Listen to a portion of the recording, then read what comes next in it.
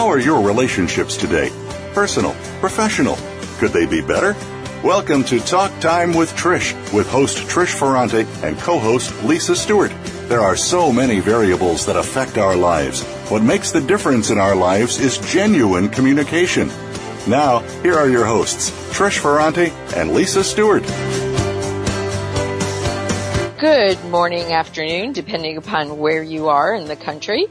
This is Trish Forante, and welcome to Talk Time with Trish. Our show is about improving communication for both men and women. Today, we're going to talk about choosing to heal and grow through loss. My guest today is John Reininger. John is a licensed psychotherapist specializing in grief and trauma counseling. He has worked with thousands, including the survivors of September 11th, Hurricane Andrew down in South Florida, numerous school shootings and plane crashes. Due to John's scope of work, he has been interviewed by the New York Times, Wall Street Journal, and Cosmopolitan magazine. John, welcome to the show. Thank you, Trish, for the privilege of being here today, and I hope we can provide information that's going to be helpful to your listeners. Well, knowing you the way I do, and I've known you for some time, I believe that will be the case. As I mentioned to you, my belief is that you're a walking encyclopedia of information that is just super. So our goal today is to sort of talk about grief and trauma and loss and all of those things, and to hopefully provide comfort and information for the listeners, for those that are currently going through grief and loss, who have perhaps recently gone through grief and loss, and for those who will undoubtedly go through it in the future. How I want to start today, John, is let's talk about getting over it. That phrase just tailspins me and drives me crazy. So let's talk about that. Trish, so often people, although well-meaning, will say things like, let's get over it. Unfortunately, it really minimizes the relationship or the event that happened. Very often people are uncomfortable with grief and loss. And when they say to someone, get over it, they really mean they're talking about their own discomfort and not necessarily being comforting to the person who is in grief or loss. When we say get over it, we're talking about being a victim. Circumstances can victimize us, whether it's the death of a spouse, a pet, loss of a job, health. Circumstances, we do not have much choice in the victim. And the process is, how do we survive that loss initially? And then we move from surviving to thriving. I like that. But let's go back to, before we talk about surviving and thriving, and I think those are wonderful, wonderful goals to reach. Let's talk about this get over it thing, because that happens more often than not. And when I hear that, either it's not said typically to the person who's grieving or has a loss. It's typically said about, they have to get over it already, or, why aren't they why isn't he or she getting over it? And I have such an issue with that, because we all have individual and different fingerprints. So the method with which we move through the grieving process is as individual as our fingerprints, I would think. Can you talk about that a little bit? Yes, there's been, through the years, a number of books and studies done about stages or tasks of grieving. Yeah. And if I miss one task, it's not going to be a very healthy process. And really, it's just that fingerprints where all will individually process loss. The problem or the challenge is do it in a healthy way. Eventually, how do you integrate that loss into your life? And that is where you start growing and evolving. Oh, I like that. How do you integrate that loss in your life? Bingo, had an aha moment. Can you share with us some examples? What does that look like? What does that sound like? What does that feel like? not to minimize traumatic loss, but everybody is probably, when they've been through school, has failed a spelling test in grade school, as an example. I'm upset. I have to be answerable to my parents, right? Well, if I forget about that loss, guess what's going to happen? The next spelling test is going to be failed, and so forth and so on. If I learn from that loss, study, do my homework, then I've grown, I've evolved, and I do better the next time. And in life situations, what have I learned? And it takes a lot of strength to work through a loss. Working through loss is not for wimps. It is for people who, number one, value themselves. Number two, honor the relationship that has ceased, let's say in the death of someone. And three, how do I move beyond that and knowing myself and then being able to enjoy life again? That's kind of the flow. So if I miss a task, if I'm observing somebody and they're very tearful and I don't feel tearful, well, am I doing this properly? Maybe I need to respect my own emotional process. So I might be very quiet and very inwardly focused. Somebody else might be very demonstrative. That doesn't mean I'm not going through that, the painful emotional aspect of the loss. Let's talk about, because you said something again, when the hair in the back of my neck stands up, that's a trigger to me to sort of focus on something that you said. Honor the loss. Let's really go there for a moment. What does that, in a death, in a passing, what does that look like and what does that not look like? In other words, let's take a look at the healthy side of honoring a loss and the unhealthy side of when you think you're honoring a loss. Okay. First, honoring a loss, it's always essential to remember that a loss has been experienced because you were part of the life that existed in the relationship that existed before the loss. So when you honor the loss, you're honoring your own relationship, let's say, with that person. Example. Okay.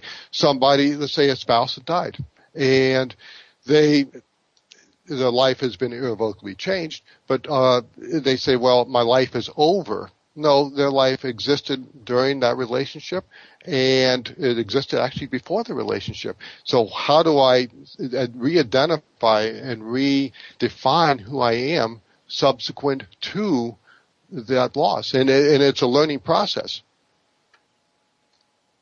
Okay, so that learning process, as you're discussing it, let's talk about that. What does that look like? Because I can tell you, not only in my professional life, but in my private life, that you talk about not for wimps. Boy, isn't that the truth? I mean, it is unequivocally not for wimps. This is hard work, which I think, and this is my theory, you correct me if I'm wrong because you're the expert in this, that's the unhealthy side of why I asked for 2 columns with this conversation. I think many of us have a tendency, our knee-jerk is to go to the unhealthy side of surviving a loss or attempting, because we're still the victims, right, of attempting to survive, to be a survivor now, to move from victim to survivor. Well, initially, the emotional pain and any loss is unique. No matter what the loss is, goes back to the fingerprints. Goes back to the fingerprints. Okay. So it is unique, and we're not necessarily used to facing that particular pain. People in a healthy way will either self-medicate to suppress that pain because they don't know what to do with it. What does self-medicate mean? Self-medicate, let's say they alcohol, drugs, over-medicate themselves, numb themselves to a very... Any addiction? Could we talk about shopping addiction? Shopping, sex addiction? Sex, gambling? work, any of those things? Work? Okay. Anything that is out of balance with life. Obviously, when you have a life, things are out of balance. But then what they replace it with, well, if I don't deal with the discomfort of that loss, then, well, I'm going to overemphasize work, sex, drugs, or whatever. It's running from it. And in life, if we avoid things, it usually doesn't have a good outcome. So avoiding pain of the loss is not going to be a long-term good outcome. Right? Okay. So again, an example of that might be... Well, for example, okay, several years ago, I worked with somebody, a very successful businessman. Okay, his son died. Traumatic accident. He went on, actually he worked long, extensive hours, 7 days a week. Well, about 8 years after the son died, and in the meantime, incidentally, he started self-medicating with alcohol. And over that period of time, he became an alcoholic, still highly functioning. Well, when the son's golden retriever died, the guy fell apart because this was the last connection with his son. And then his world crashed around him. The addiction came. He had to work through the addiction and the death of his son, because when that dog died, then he could no longer block it. He had no energy left to block it. And then, it became, this healing process began 7 years after his son died. So is it safe then to say, I can't stand cliche terms, so I'm going to say it and then I'm going to substitute it. Is it safe to say that the dog dying was this gentleman's rock bottom? Mm-hmm. That's the cliche that I hate.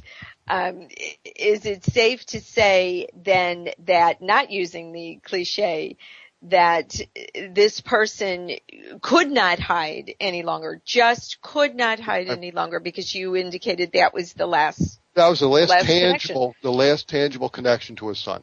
And it doesn't have to be a pet. It could be somebody moving out of a house is the last tangible connection to a deceased partner.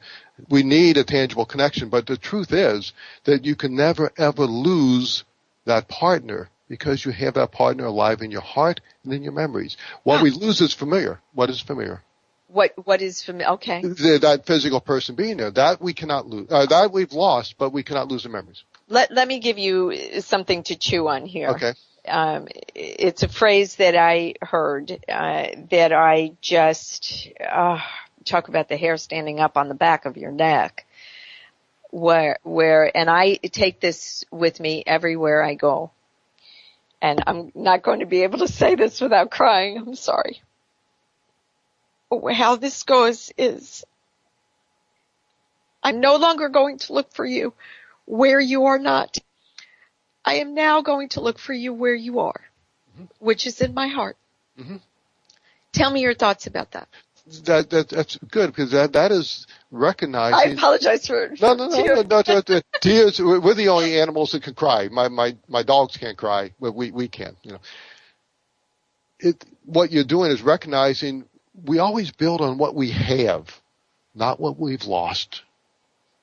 And when you say that person's in your heart or in your memories, that's what you begin to thrive. That's what you build upon, their legacy. Okay. I use in my workshops a story about when you throw a rock into a pond and you have a big splash where the rock hits the water.